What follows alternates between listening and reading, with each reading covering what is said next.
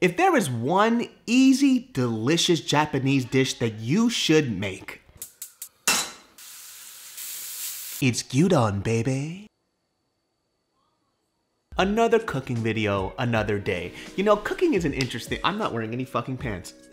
So today we're gonna cook a simple Japanese dish that I believe anybody can make. And I really want you guys to try to make this one because it's so fucking easy. Now, if you've ever been to Yoshino, you guys probably had one of their beef bowls. Well, instead of going to Yoshinoya, eating that and getting diarrhea for weeks, you guys should make your own beef bowls. But today we're gonna put a different spin on the beef bowl because we're not actually using beef. We're using a protein of my personal choice. Pork, baby.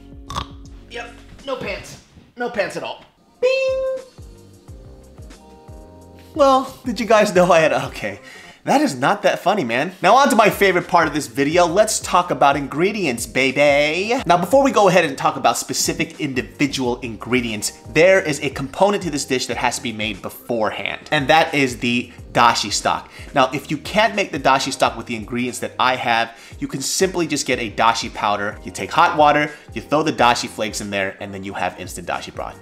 Bing, bang, boom. But the dashi broth that I'm going to make, if you have an Asian supermarket around you, consists of a few components. Number one is dried shrimp. I love the taste of dried shrimp in my dashi broth because it brings this really, really intense seafood flavor. The next dried seafood that I put in is typically what we see in a lot of Korean dashi, which is dried anchovies. If you look at the dried anchovy, it comes whole. What you're actually going to do is pinch the head, take it off, and remove the innards because that actually adds a bitter flavor to your broth, and you don't want that. You just want the body. And of course, the most common ingredient in dashi broth is the katsuobushi flakes. Katsuobushi is the dried and cured bonito fish. What you'll see it come in is this big plastic bag, and when you take it out, it'll look like pencil shavings and it'll smell like fish food, honestly. And of course, no dashi would be a dashi without a large dried piece of kelp or seaweed or kombu as they call it in Japanese. This is going to add that umami into your broth. And honestly, when you cook this dashi broth, it's gonna smell like the ocean, and that's what you want. Now, but moving on from the dashi broth, in order to make the sauce for this, you're gonna take that dashi broth and you're going to add good old regular Kikkoman soy sauce, the brand of choice for most people at home. And in fact, I once tried to get a brand deal from these people, but they said, what the fuck do we need your ugly face for?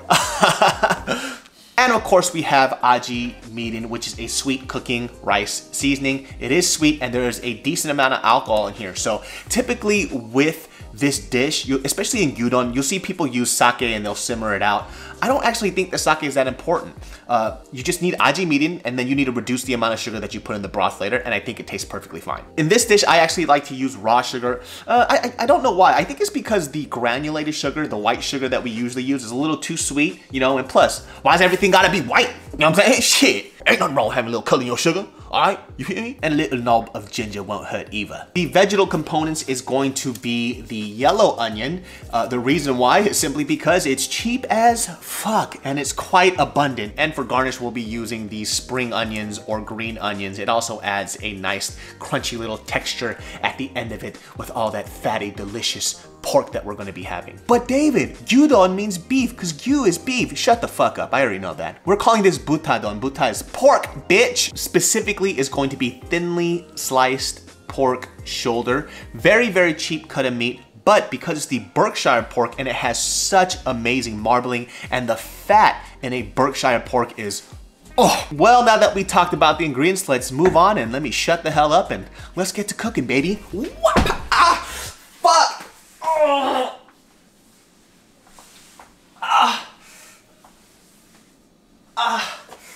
Fucking bitch. Oh. I forgot. We're also going to sous vide an egg to put on top. Son of a bitch. Oh, and then some togarashi spiced. Oh, fuck, who the fuck cares? Oh.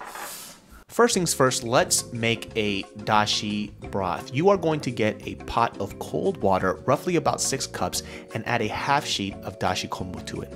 While that's going, take about 6 anchovies and 4 tablespoons of the dried shrimp and put it inside a T-ball infuser. Or if you don't have that, use cheesecloth or throw them straight in the water and take them out when you're done with it. After about 10 to 15 minutes of simmering on a medium boil, take out the kombu, it's done its job, it's good to go. It'll be twice as big after it's hydrated, so you know what I'm saying. Ahaha. Now leave the dry seafood in the water for another 10 minutes to do its job. In the meantime, prep your veggies. Chop up some green onions and slice up your onions as well. Most people slice them up the other way. Personally, I don't think it makes a damn difference, so whichever way it's fine, just not too thin or thick. 10 minutes have passed. Now remove your Google HomePod out the water, and we are going to put in 2 big handfuls of katsuobushi shavings. You don't really need to simmer this for too long, just a minute, and let it sit in the hot broth for about 5 minutes and you're good. Strain and press the katsuobushi shavings like the bitch owes you money to get all the goodness out of them. Next up is the protein. We are going to add the thinly shaved pork shoulder slices to a cold pan first because we want the browning, but we also want to render out the fat. Don't worry, when the pan gets hot, you'll get a nice sear. Sear the bad boys, and when you're done and all that fat is rendered out, leave it in the pan for the onions. Add your onions to the pork fat on high heat and slightly caramelize them with the fat. Some burnt charred pieces are going to be fine because we actually want that. After about a minute, remove it because we don't want to cook it for too long because it's going to do the rest of its job in the broth. Now it's time to marry everything together. Add a couple of ladles of your broth to the hot pan and then add 2 tablespoons or so of soy sauce, 1 tablespoon of sugar of your choice. I actually like using brown sugar, but I only had raw sugar left, so I used that. I forgot to record the meeting, but you'll use about 2 tablespoons of that as well. Next is a tablespoon of chopped ginger and mix it up a bit. Now all that's left to do in terms of cooking is to add your ingredients back into the pan. So this is where you really get to have fun and make it taste like the way you want it. What I'm giving you right now is a basic foundation of how I personally like it to taste. If you want it more salty, add a little more soy sauce. If the broth is too thick, thin it out with a little bit of more dashi, and you kind of adjust as you go. You're going to eat this. This shit is going to go in your mouth and out your ass, so make it the way that you want it to taste. As a pro tip, I didn't really do this. If you want the meat to be a lot more tender, you're going to cover this up and let it simmer for another 15 or 20 minutes, and then add the onions at the last 2 minutes. Finally, we are at the assembly part. You are going to take all that protein, broth, and onions and dump it over a bowl of steaming white rice. Garnish it with the little green onions for that texture and that crunch and that freshness. Then you're going to take that wonderful sous vide egg that I made beforehand, place that in the middle, add a little benishoga or pickled red ginger because we're going to need that to break up all that fat. And there you have it. Here is my recipe for the Butadon, and I guarantee you once you put it in your mouth, it's going to be, this is going really weird. It's going to be delicious. My favorite part of these videos, the eating time, baby. Look at the jiggle in that wonderful sous vide egg. Oh yeah, you like that? Yeah. There it is, people, right there. That beautiful Butadon right there. Green onions, the benishoga, the pickled ginger, that sous vide egg, and those caramelized onions, and that delicious, delicious broth. Ugh. That's a sous vide egg right there. It's like jammy. It's not like super yolky, like when you have a poached egg. It's jam-like. Look at that. Oh, God.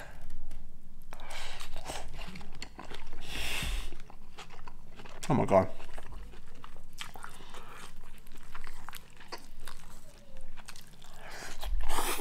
Talk about comfort food in a bowl. That pork fat just melted into that delicious, rich soy and sugar-based sauce. The pickled ginger just breaks everything up, and you have a little texture and crunch from those green onions. I mean, let me just... I need a spoon. I need a spoon. I'm telling you guys, it is that kurabuta pork fat that just makes this dish. If you had the broth and you tasted it without putting the onions and the pork in there, it doesn't taste that great. It just tastes like what it is, which is just sugar, soy sauce, and the aji mirin. But when you add that pork fat to it, it just takes it to another level. Fat equals flavor, people. Woo! It's comfort in a bowl. There's a lot of dishes that you'll eat and that you'll create. And to be honest with you, the dishes that I typically would go for are the ones that are very homey. I'm not looking for fancy steaks or whatever, but this might actually be one of those dishes that I want. It's just I mean, come on.